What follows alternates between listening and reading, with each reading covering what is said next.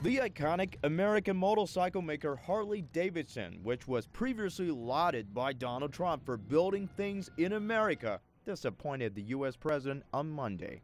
Trump tweeted that he was surprised by the company's announcement that it will move some of its production out of the U.S. to avoid European Union tariffs.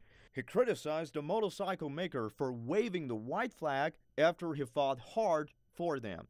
But Harley's leaving was a consequence of Trump's tariffs fight, which is supposed to protect American jobs by levying tariffs, including on imports of European steel and aluminum. The EU responded with retaliatory tariffs on more than $3 billion worth of U.S. goods, including motorcycles. For Harley, that means duties on his products will be raised from 6% to 31% if they continue to make their products in America.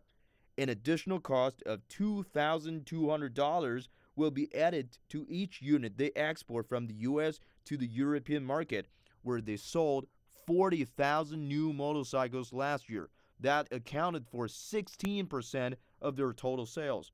Harley's internal analysis predicted EU tariffs will bring about a full-year impact of $90 million to $100 million U.S. dollars, which is about 15% of the company's annual profits.